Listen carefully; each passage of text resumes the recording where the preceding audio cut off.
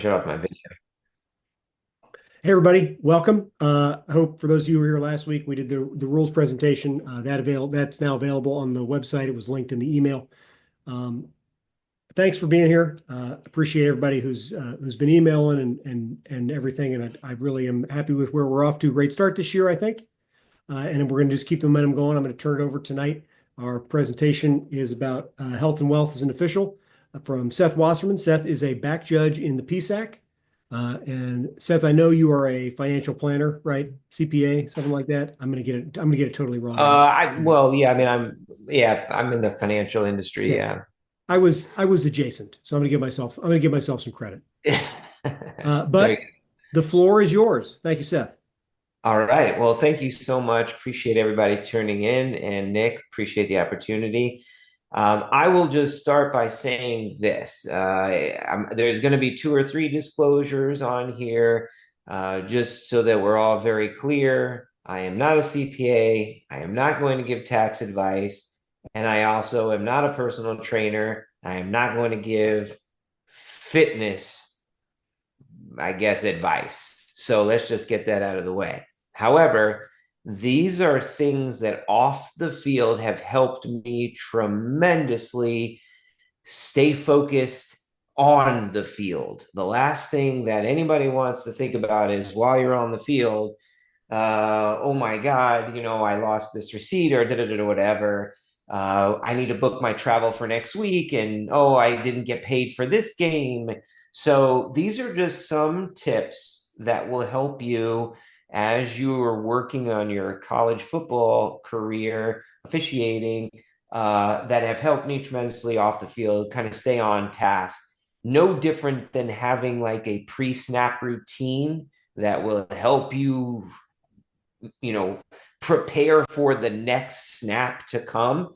As long as you have a pre-snap routine, then the football will just speak for itself. Well, it's no different. If you're off the field on point, then on the field, it will just make your life easier. So, health and wealth as a college football official. Let's start with the three aspects of your health. Number one, your mind. Two, your body. And three, your spirit. When it comes to your spirit, it really coincides with number one and number two together, um, and how they intertwine with each other. So, number one, just talking about your mind. I don't know how you guys all are, but when I'm stressed or I don't eat or I feel like I'm out of place, it's very easy for me to get a headache. Um, it's just a perfect example of how things work together. So, keeping your mind right, and I have some tips to help you, is crucial. With that, a lot of me, and as an individual, I'm a huge workout guy. I spend a lot of time in the gym. I also have a referral that I'm going to give you all tonight of what I've done recently over the last year to change the way that I work out to get me better for the field. But obviously, number two, your body. When you exercise regularly, no matter what level it is, whether it be a daily walk, a run, in the gym, high intensity trainings, whatever the case it is, it will help reduce injuries. And one of the referrals that I'm going to give you and what I've done is I've taken that to the next level. I'm working with a strength and conditioning coach specifically that's tied to me or us as an official on the field to mitigate even those injuries further, because there's so many movements that as you're on the field, we're athletes just like those guys are, that we're officiating on the field. But as they stayed the same age, we're getting older. So understanding the mechanics of your body and reducing injuries is crucial. When you combine number one and number two, that's where you get number three. Is understanding how your mind and body work together will help you understand your emotions and how they affect your day to day, and to stay in control when the shit hit the fan. I mean, forgive my language there, but I can tell you, if you come into a game, you know, uh, God, there's been a couple of games where I've gone into a game and have had phone calls while I'm in the locker room that were not great news.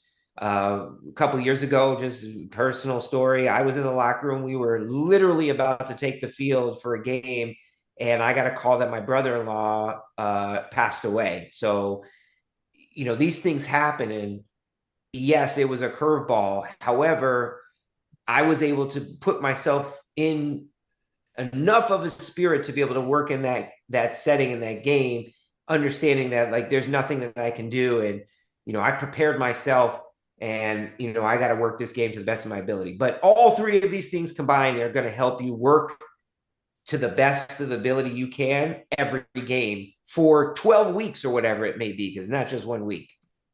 All right, so let's dive a little deeper on number one, your mind.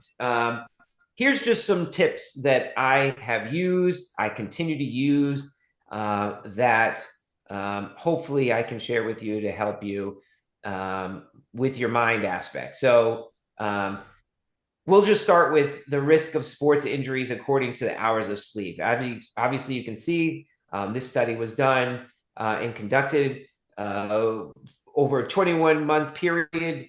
The average night per sleep, you can clearly see that the risk to injuries is much lower if you get at least, 8 or 9 hours a night. I know everybody's schedule is a little different, but in that 5 hour, 6 hour, 7 hour range, you are definitely putting yourself at risk for more injuries. So let me just tell you, one of my favorite apps that I use frequently is an app called Calm.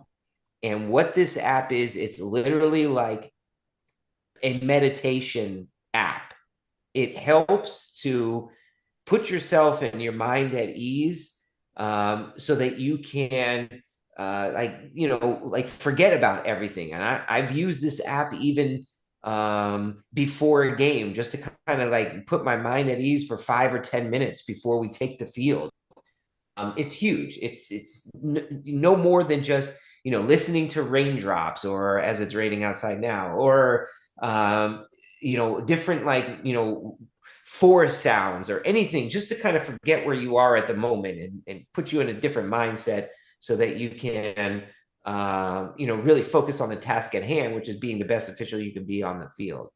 The other thing is, I'm not a creative person, but if you're creative or you like to be creative, there are definitely ways that you can be creative. Recently, I went on vacation with my family, and I like to walk around. I like to people watch.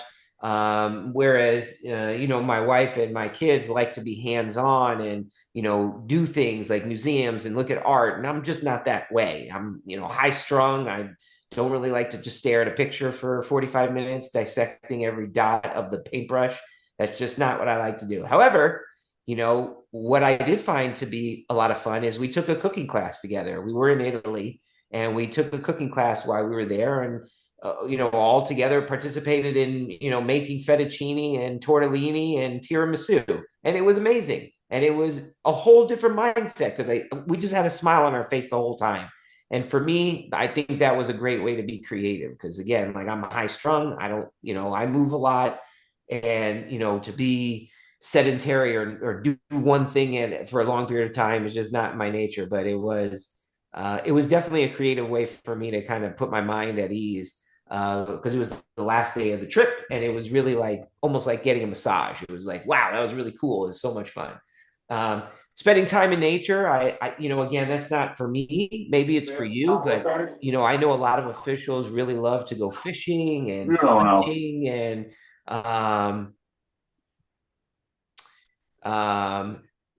that's just another way that you can put your mind at ease, is to be out in nature, being one with the outside. I don't know what else to say. It's just not for me, but maybe it is for you. Connecting with others. So I have a friend group that I started to put together. It's actually college buddies of mine that were my roommates that I've known for 30 plus years. We have a weekly FaceTime Zoom call where we just talk about things and kind of debrief and, let each other know like what's on each other's mind, pick each other's brains on certain things that are going on, and like, the past, the future, we reminisce. I mean, it's just a lot of fun, but it's a whole nother way to kind of forget about everything else. So, I think it's crucial. And again, in being a gym guy, I schmooze a lot at the gym. It's kind of funny, but I like to talk to people at the gym. It's kind of fun for me. Like I like to meet people, talk to them about their day, how they're doing. I like to encourage people while we're in the gym. So number four for me is like a big deal. Like I love to connect with others. Um, Again, speaking about number one and two being connected earlier, your mind and your body, like there's no question they're hand in hand. So as if you look after your physical health with exercise or some form of movement, it will help your mental health as well. And then along those same things of like that sleep study that was done, improving your sleep is, I think, the most important thing. I try to get at least 9 hours of sleep before, especially before game day. So on Friday night, I have to drive down to Pennsylvania most of the time. What I try to do is leave early on Friday night. I'm very flexible, so I can afford to do this. And I try to get to the hotel as early as possible so that I can get a good night's rest before the game, where we have to be there 3 hours before. So one of the apps that I really like is, as you can see the picture, it's called Sleep Cycle. And what it does is it measures your sleep pattern so that you can understand like, okay, this is how many hours I was in bed. This is actually how many hours I was sleeping. It'll keep track of whether you snore, whether you're moving a lot.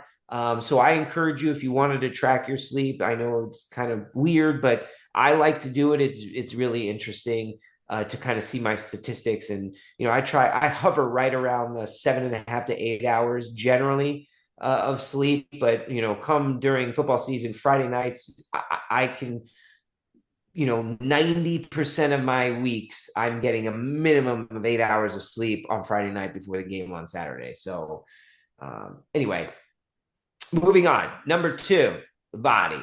Okay, I already mentioned this. I'm a big gym guy. I love the gym. It really my mental frame of mind is always at its peak when I'm at the gym or I work out. And again, what I'm going to say is specific to me. It may not be specific to you or work for you, but I spend a lot of time at the gym. I own my own company and I'm extremely flexible and thankful that I have this ability to be. But I'm probably at the gym between 2.5 hours every day. Most of that, believe it or not, an hour to an hour and a half of that is spent more on mobility and flexibility than strength training. I would spend probably 45 minutes to an hour actually hitting the weights. The rest of it is really mobility. And that's where, again, I want to reference, about a year ago, made contact with Austin Ardrey, who is the CEO of Run and Ref. And I started his program about a year ago, right before last season. And I can tell you it has completely transformed and changed my ability to function on the field. For those that don't know or do know, I did play football for a very long time. So I do have a football background as well. But when we played back in the day, it's kind of hard to say, but back in the day when I played, it was a lot of static stretching and heavy lifting. It was not like foam rollers and massage guns and all these crazy mobility and hip and blah, blah, blah routines. So it was totally different than it is today. However, that same mentality needs to take place for us as officials. Like I said earlier, we are getting older, but the kids that we're officiating, I say kids, these college kids, they are staying the same age. They don't age. They're always going to be 18, 19, 20, 21, and 22. We're getting older.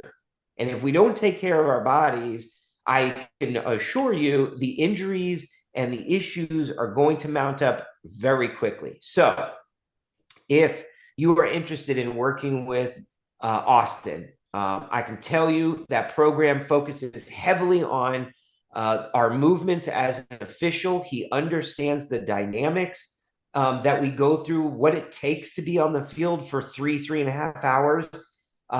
You can use the code that you can see right here. It says Seth Refs. That's 25% off your first month. I can't tell you how much it's helped me. I really love what Austin does. I am in the silver program with Austin, which is we have a one-on-one call every week. He kind of designs the program specific for me. We've talked through the past, and I've had a couple of injuries in the past. We go through those, we strengthen those areas, and it's a full-fledged workout program that takes you through running exercises, mobility, strength training, stretching, you name it. He's phenomenal. He definitely understands what it takes to be an official. So you can go to www.runninref, runninref.com. And again, if you're interested, you can use Seth Refs for 25% off your first month. Can't say it enough. He's amazing. Anyway, when it comes to your body, it's also important to understand that nutrition is huge. So there are two apps that I use on a regular basis. One is Noom, which is basically like, keeping track of your diet and calorie counting, understanding nutrition facts. And the second is Bobby Approved. And what Bobby Approved is he's an influencer. He's a nutritionist influencer. He goes to like Costco and Whole Foods and Trader Joe's, and he'll say what is approved and what's not approved. So, if you're interested in understanding like what you're eating and why it won't be good or why it would be good to eat, you scan the barcode and it'll say whether it's Bobby approved or not. So like my wife and I will go to like, Stop and Shop or whatever, Trader Joe's, Whole Foods, whatever, and we'll have that app and we'll just start scanning all over like what's approved, what's not approved. And, there's a lot of nutrition facts and ingredients to be aware of, like high fructose corn syrup and all this other seed oils that are just really not good for us. They make you just not feel great. You're not going to perform at a peak level, and it'll slow you down. So those are two apps that I like to help me keep track of my diet. Number two, staying well hydrated. Obviously, in the past, it'd always be like, 8 glasses of water daily is like what we should be drinking. Well, the fact is you should actually drink half of your body weight in ounces. And every 8-ounce of cup of coffee that you drink, you need to replace as a 8-ounce glass of water, cup of water. So, I'm about 76 pounds. So I should be drinking right around, like 85, 90 ounces of water a day. That's what they say. But, either way, I get close to that. I'm probably around 70, 80. But anyway, exercise wise, again, like your schedule is going to dictate what you can and can't do. There is nothing wrong with a 30-minute brisk walk after dinner. Get out with your kids, with your wife. My wife and I do that frequently. Especially as we get towards like, the end of the school, where the track opens up, we'll start doing double days. We'll work out in the morning and then I'll do a walk the track for 30 to 45 minutes every night, especially to get ready before the season, just kind of trim down a little bit more. But anyway, I already mentioned the sleep thing. One other app that I'll mention that I really like, that I use as well in conjunction with Austin's, is Center. It's Chris Helmsworth exercise app, and I really like it a lot because it has a lot of different programs, not just strength training, but stretching, mobility, high intensity trainings. There's yoga in there. There's a whole wide range of different programs you can follow and do, that have videos so you can follow along. I really like that. I'm not gonna go really deep into here. I'm not a big drinker, but obviously, alcohol can be something to keep in mind as you're out on the field, especially the night before. When I travel, I am very cognizant of where I am and what I'm doing, no matter whether it's in the season or the off season. So I'm not a big drinker at all by nature, but if we're out and anywhere near a stadium or somewhere we're going to work in, especially during the season, I don't care what my crew does, but personally, I don't drink. I just I don't know. I'm not a big drinker, and I'm not a smoker. If you are, to each his own. I would just tell you try to limit it as you get closer to the season or during the season before games. Um, so supplements, consult your doctor, but I do take supplements. I find that they are very helpful. I take a multivitamin, multi-mineral. I take a fish oil. I take glucosamine, chondroitin, and I take a vitamin B complex. And currently, I also am taking creatine. I like creatine. I like this. There's a gummy that I really like a lot. It's called Create Creatine. It's 1.5 grams of creatine in each gummy. I just take 2 a day. That's 3 grams, and it's perfect.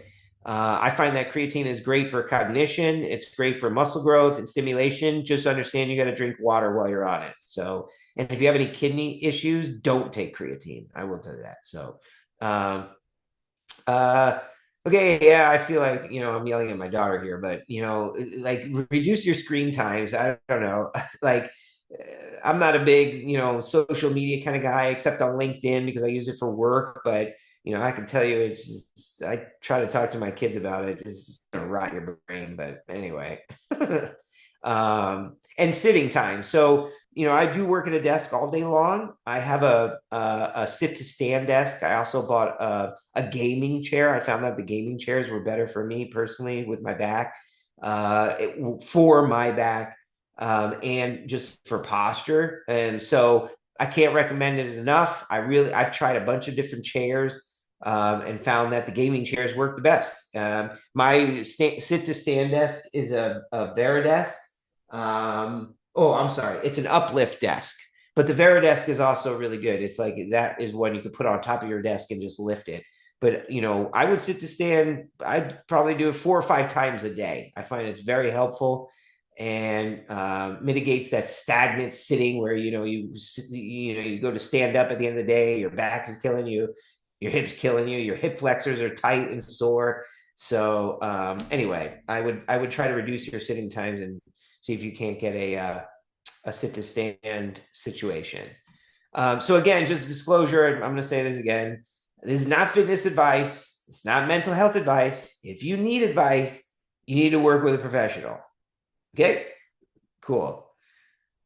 All right, so let's jump into the wealth aspect. And I know this is going to be a touchy subject, but I think it's really, really important, especially as a college football official, to understand the economics of what it is to be an official. I mean, the first year you get in, you get a game check, and you're like trying to, okay, I didn't get paid here, I didn't do this, and I stayed in a hotel and I forgot my receipt and whatever. So I have a particular system that works very well for me that I want to pass on to you. But when it comes to your wealth, there are really 3 aspects that you need to be aware of. Number one are the expenses, meaning, every week you're traveling or you're staying in a hotel or you're booking this. I know some guys actually book rental cars to drive down to their games for the gas, the flights, the food. Those all add up. So, if you don't have a firm handle on, okay, hey, I've got this game this week, and I remember last year I ate at this restaurant, I filled up this many times, or the flight was this much, and the hotel was this much, but my game fee is this. Well, that means I'm probably negative. Maybe I need to alter these expenses so that I can try to break even. Understanding the economics of those expenses will help you mitigate the negativity of being underwater week to week. Number 2, which goes hand in hand with number 1, is understanding, how much you're getting for each week. Like, what does each level pay? I mean, we in our consortium, we have D1, we have D2, and we have D3, and they all pay differently. So, understanding what each game is going to pay you is going to help you understand what your expenses are, what your net is, whether you're in the green or you're in the red.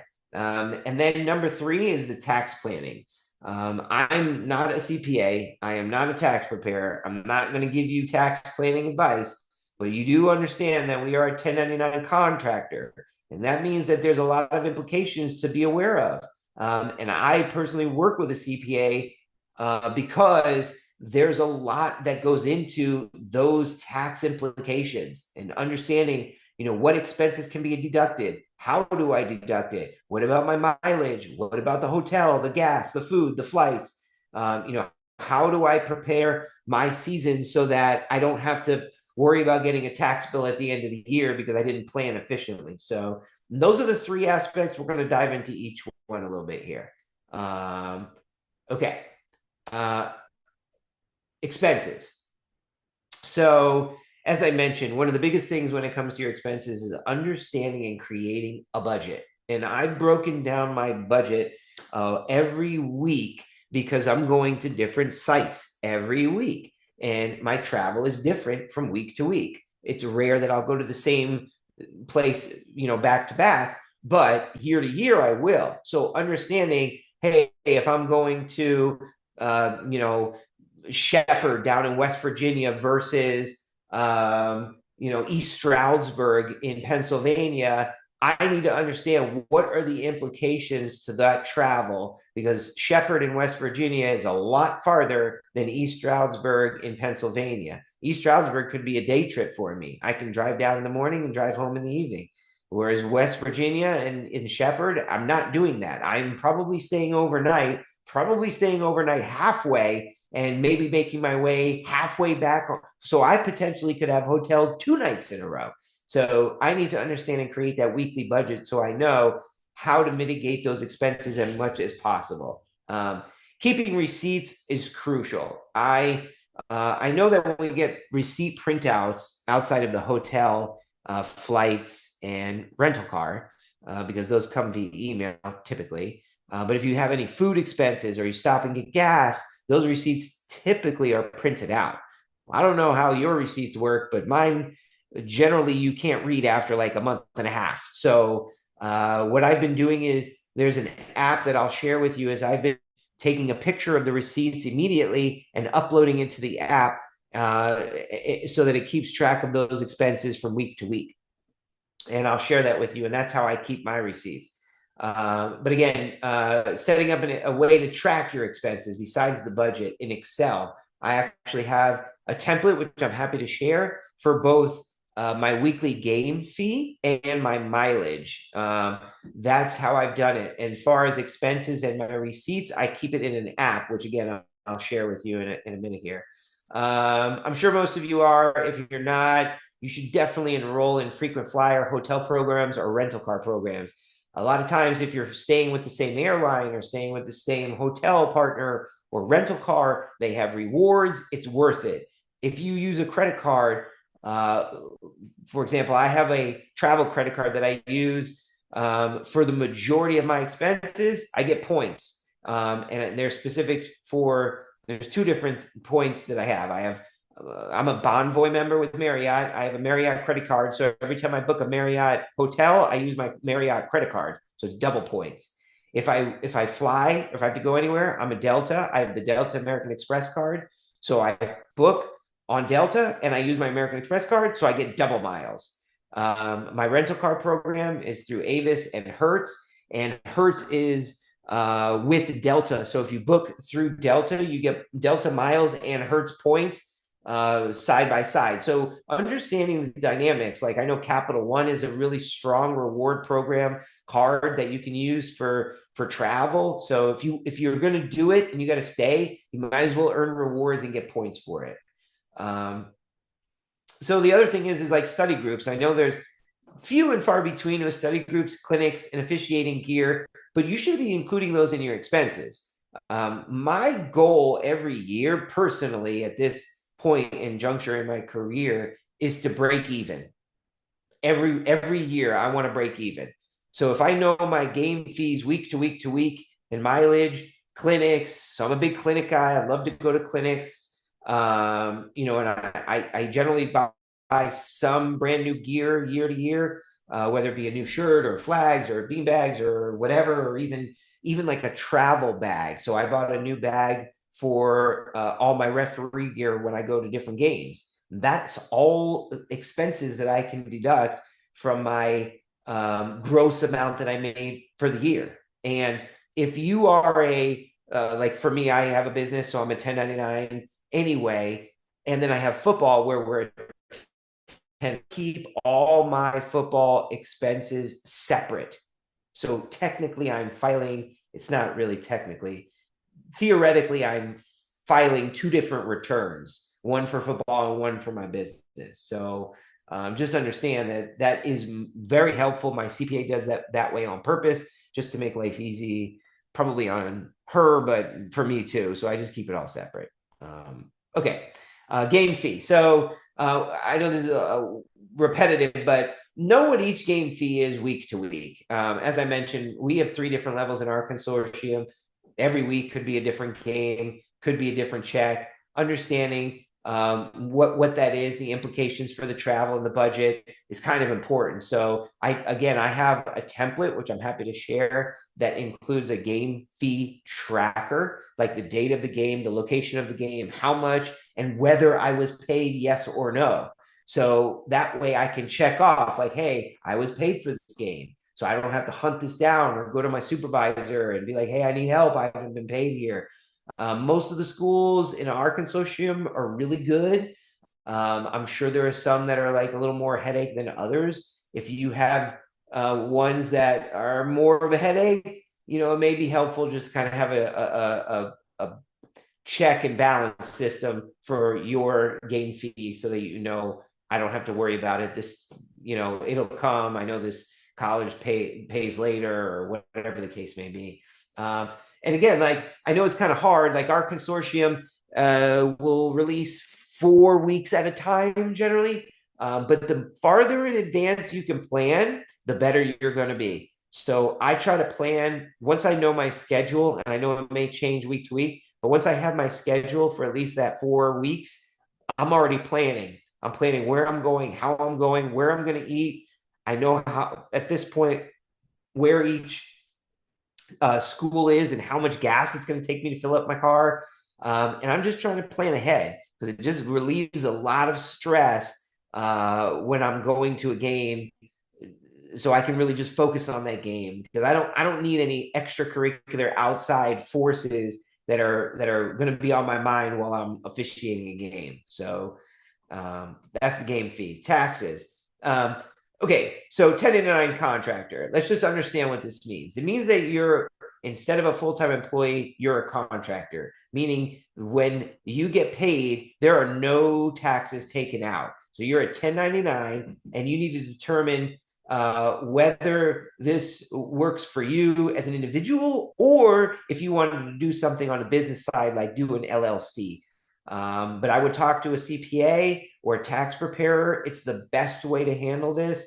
I have one. I will tell you, if you just are W-2 and then you have your football 1099, it's really not expensive to have a CPA. I'd imagine a CPA, if you're a straightforward W-2 and you have the 1099 income from football, it'll probably run you between $300 to $400 a year, basically, for them to prepare the taxes for you.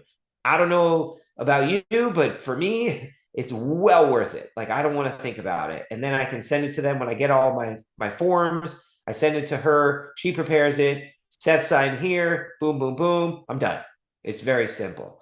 I already mentioned this, but number 3, I love to offset my game fees with expenses. So if I know hypothetically that I'm working a PSEC game and my game fee for this week is, don't laugh, but it is what it is, $295, I think $290. I don't know what it is, $295, I think. I'm really trying to break even during that week. Sometimes there are games, whether it be like, out west, like near Erie or Pittsburgh area, where we have to go. I've already kind of set it in my mind, like I don't want to drive 8 hours, so I'm going to fly. It's probably going to be a loss, which means if I get to work on the east side of the conference, like East Stroudsburg or Bloomsburg or somebody like that, then I'm going to do my best to mitigate the expenses during that week so that I can offset the higher expenses when I fly out west. So that's just me. That's just what works for me. And what I try to do as well is like with my clinic fees and some of the equipment that I'll buy is break even for the season. If I can like kind of project out the season that's to come, then I'm going to try to break even as much as possible. So, okay. So just a disclosure. Again, this is not tax advice. I'm not giving you financial planning advice. If you need advice, please work with a professional. If you do want a referral for a financial planner and or a CPA or my CPA, both are wonderful. They're in Connecticut. They're fantastic, but they're national presence. Happy to give you that information. But anyway, moving on. So helpful resources that I just want to share with you guys, all with the guys and gals. So workout apps. I already mentioned, Austin with Run and Ref.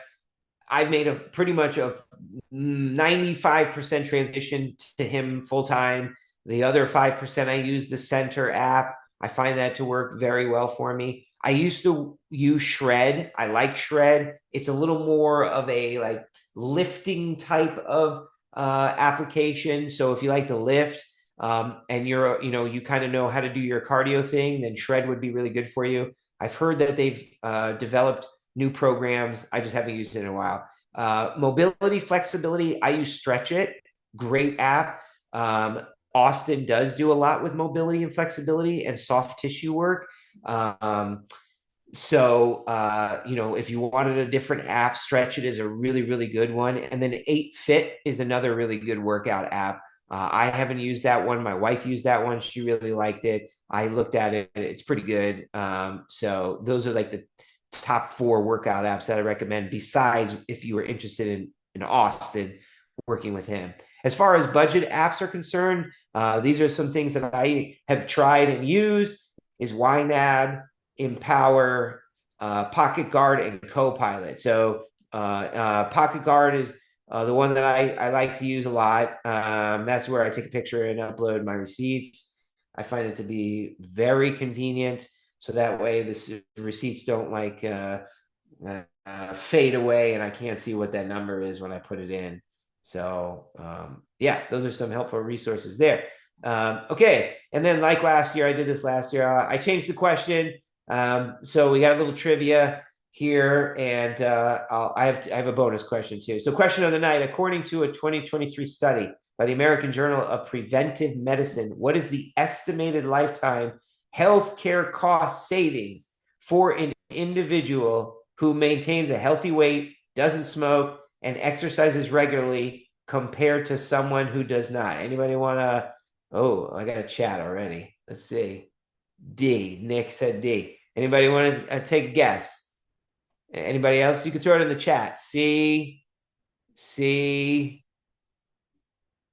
Anybody else? B. Anybody else? D. Okay. All very good guesses. D. Okay. The answer is, if it wants to go, C. $120,000 a year. The difference is in somebody's lifetime if you exercise regularly, doesn't smoke, a healthy weight. I don't know about you, but I can think of a lot of things that I can do with $120,000. So just some things to think about, that not only for your health, your mind, your body, and your spirit, but your pocketbook as well. So just some food for thought there. $120,000 is a lot and definitely something to consider. Bonus question of the night. Which of the following NFL positions has the shortest average career length, often leading to earlier health issues? So this is the key part of the question. Earlier health issues and financial challenges post-retirement. B. So go ahead, chat it. B. Anybody else? D. Again, B. Okay, cool. Yeah, it's running backs. Running backs have an average career length of just about 2.5 years, the shortest among an NFL position, and it's attributed to the high physical demands and injury risks associated with the position. Consequently, many running backs face health issues and financial instability earlier than players in other positions. interesting facts. So that's it. Thank you all so very much for tuning in. I'll open it up if anybody has any questions, or I don't imagine anybody wouldn't, but I'll turn it back over if anybody doesn't have any questions. Back to you, Nick. Well, first, does anybody have any questions for Seth? The one thing I will say, Seth, and I know we're not, yeah, one thing I will say that I was not even thinking about. I had done my own taxes for quite a while. And when I got into the Missouri Valley, when I got up to Division 1, I had not been setting aside quarterly estimateds, and I got hit with a tax penalty. Not a big one, but I still don't like having to send that extra check to the IRS. So I would be considerate as you start climbing the ladder to be really mindful of the fact that you might owe. It's cheaper to pay quarterly estimated taxes or to have a lot more withheld from your regular job than to have to pay the penalty at the end of the year. But again, I'm not a professional either, but you live and you learn. So keep that in mind. Anything else for Seth? Well, Seth, I really go ahead. Actually, hold on one second. Yes, I have the spreadsheet. Do you want me to just, can I put it in the chat? Let's see if I can. If you don't, I mean, if it's just a blank template, Seth, if you email it to me, I'll put it in the Google Drive, and I'll put it out to everybody in the email next week, and I'll put it in the comments of the YouTube video. Yep, I will email it over to you, Nick. It's an Excel spreadsheet template. It has 2 tabs on the bottom. One tab is for the game fee tracker, and the other tab is for the mileage tracker. There's formulas that are already in it, so you just have to fill it out and go. Awesome. I really appreciate that. So thank you, Seth, for sharing tonight. I really do appreciate it, and I hope it makes others think about the potential of doing the same. And now I lost all my screens, and I don't know where everything is. Okay, great, found it. Don't click the wrong button is the moral of the story. So here's what's coming up next for us in the group. You can see on the 19th of May, Jerry Valentine, we're doing a session on the ayes have it, our biological officiating limitations. We're pretty well scheduled through July. Those dates with the CFO test are obviously subject to change because we don't have the test yet. And when we get them, we'll start planning those meetings. But that's what's coming up next. So I appreciate everybody that's been a part of the meeting so far. You can see if you're looking to present in August, especially, and in early September, because once we get into the season, we'll probably go to Sharon Plays every other week. It's probably start on the 22nd. But if you have anything or you have any questions, you need anything, don't hesitate to email, call, text. Thanks for being on tonight, and everybody enjoy your evening. So thanks, guys. Take care. Thanks.